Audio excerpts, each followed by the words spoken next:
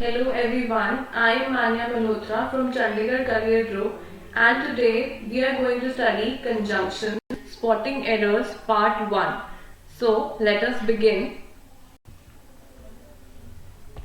Now our first sentence is although Shivani listens to me but her actions prove otherwise. अब यहाँ पे conjunctions में कुछ ऐसे पेयर्स होते हैं हमें याद रखने हैं जो हमेशा पेयर में चीजें यूज होती हैं तो उनका पेयर हम अलग नहीं बना सकते जैसे कि ऑल्दो। अगर ऑल्दो की बात करें तो ऑल्दो हमें बताता है किसी चीज में कंट्रास्ट कि जैसे हमने एक्सपेक्ट तो कुछ और किया था लेकिन हो क्या गया उसका उल्टा या जो हमने एक्सपेक्ट नहीं किया था वैसा हो जाना, तब हम ऑल्दो यूज करते हैं। तो यहाँ पे वो कह रहा है कि ऑल्दो शिवानी मेरी बात सुनती तो है बट उसके एक्शंस जो हैं वैसे उससे लगता नहीं है कि वो मेरी बात सुनती है। सो इसका मतलब यहाँ पे ऑल्दो के साथ पेयर जो बनना था वो बनना था येट का। ये बात आपको याद रखनी है।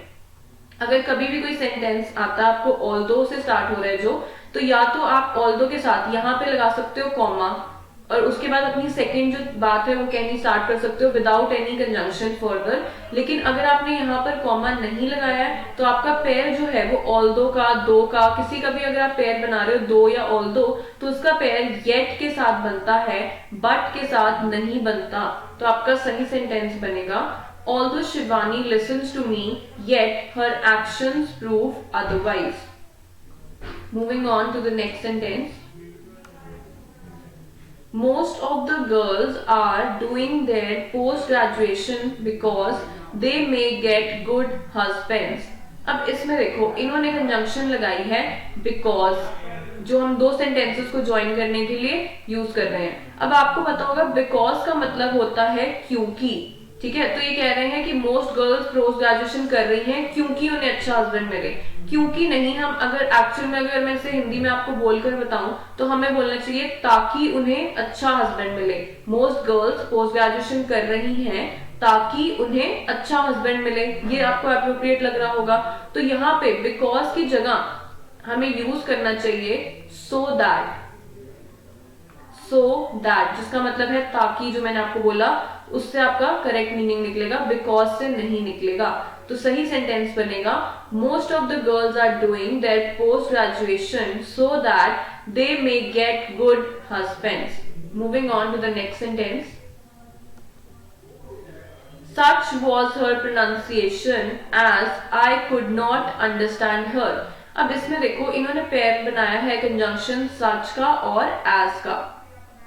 तो आपको एक बात याद रखनी है, जब आप किसी चीज में, यहाँ पे वो क्या बोल रहा है कि उसकी प्रोनाउंसिएशन ऐसी थी कि मुझे कुछ भी समझ नहीं आया, ठीक है। कि मतलब आप बोलना चाहते हो ऐसी थी कि, उसके बाद की बोलने के बाद आप आगे कुछ बात बताने वाले हो, ठीक है। तो यहाँ पे जैसे हम बोलते हैं की के बाद में कुछ बात बताने वाली हूँ तो उसका मतलब दैट होता है, एज नहीं होता।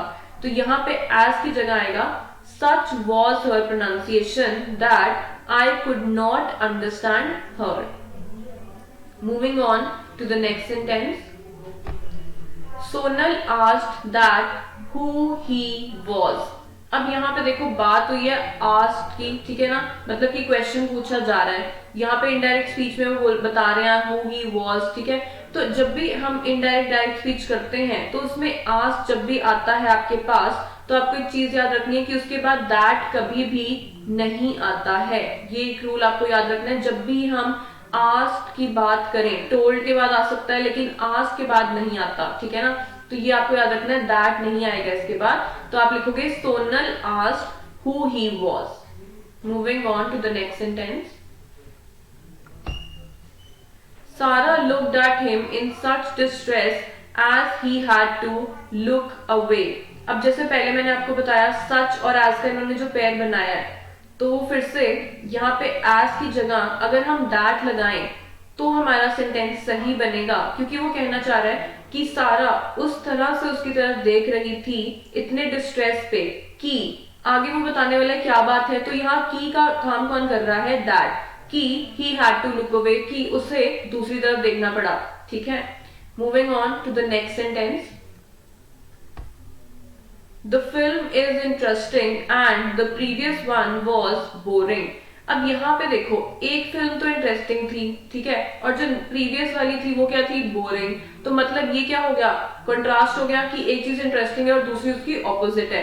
तो जब भी हमारे पास दो चीजें कंट्रास्ट में हो तो हम एंड नहीं यूज करेंगे, क्या यूज करेंगे उसकी जगह, बट, जिसको आप बोलते हो लेकिन, कि पहली फिल्म तो इंटरेस्टिंग थी, मतलब जो ये वाली थी फिल्म वो तो इंटरेस्टिंग थी, लेकिन इससे पहले वाली नहीं थी। ठीक है, moving on to the next sentence.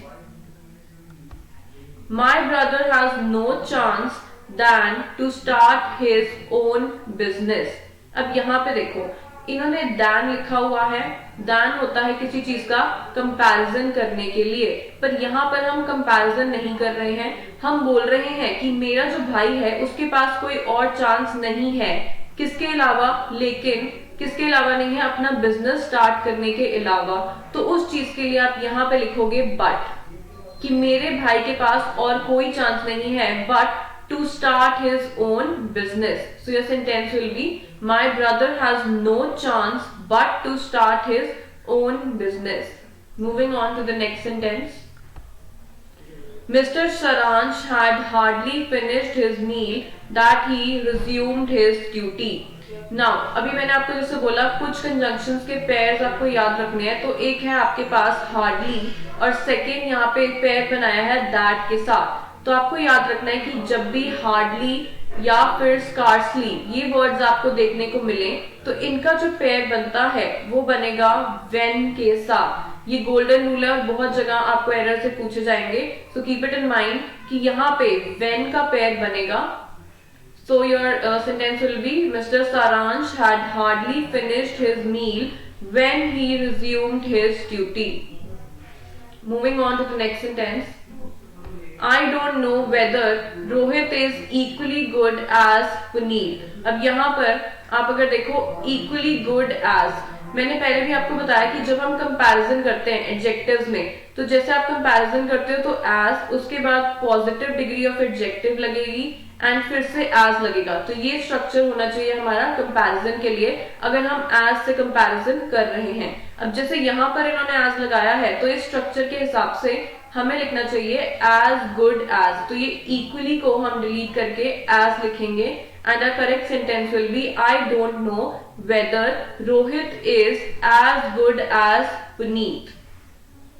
Moving on to the next sentence. The man is not honest and not truthful.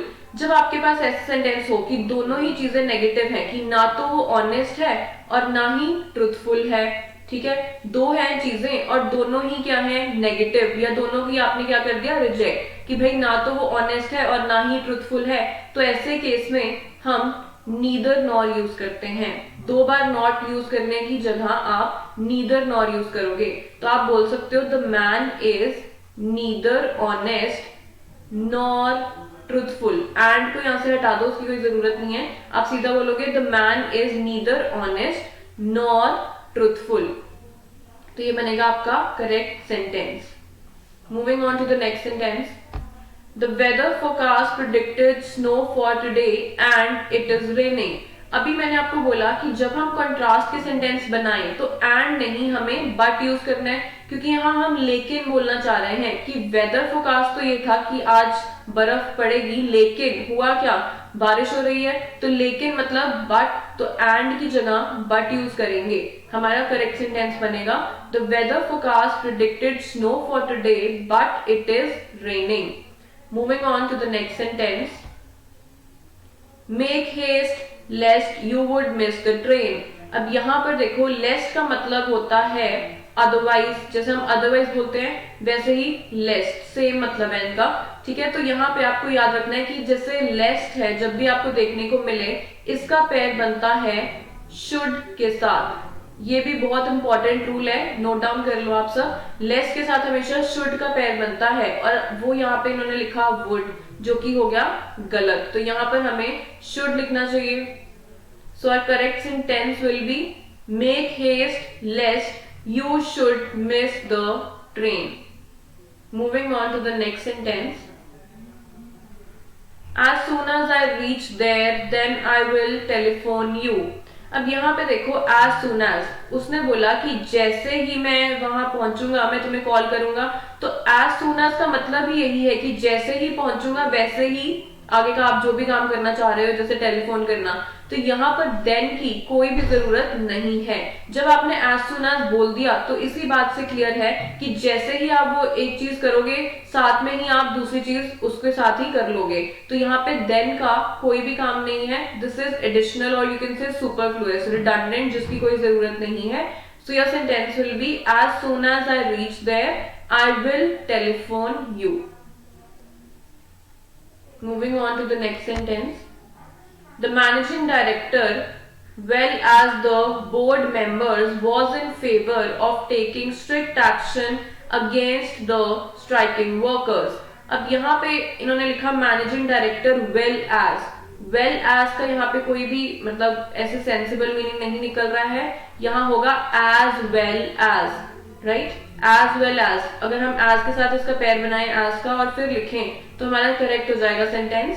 The managing director as well as the board members was in favor of taking strict action against the striking workers। और आपको एक बात याद होगी हमने verbs में की थी कि यहाँ पर जब भी हमारे पास as well as आ जाए तो उससे पहले वाला जो नाउन लगा होता है, जैसे मैनेजिंग डायरेक्टर या जो भी लगा है, उस नाउन के हिसाब से कि वो नाउन सिंगुलर है या प्लूरल, हम लगाते हैं अपना वर्ब। तो ये सिंगुलर है मैनेजिंग डायरेक्टर, इसलिए यहाँ पर हमने was लगाया। अगर यहाँ पे पहले से बोर्ड मेंबर्स लिखा होता जो कि है प्लूरल, तो फिर यहाँ पे हमें वर लगाना पड़ता, बट यहाँ was लगेगा, तो ये बात का भी आप ध्यान रखो। Moving on to the next sentence. Unless he does not return all the library books, he will not be relieved from the service। अब आपको याद रखना है अनलेस क्या होता है, ये हमें बताता है कंडीशन, पर एक नेगेटिव कंडीशन, ये खुद में ही एक नेगेटिव कंडीशन बताता है हमें अनलेस, कि जब तक आप ये नहीं कर लेते, तो जब तक नहीं, तो नहीं तो उसमें पहले से ही आ गया है, तो आपको डज नॉट लगाने की जरूरत यहाँ पे नहीं है, क्योंकि अनलेस में खुद ही नेगेटिविटी है, तो आपको नॉट लगाने की जरूरत नहीं है, डुअल नेगेटिव हम नहीं बनाते।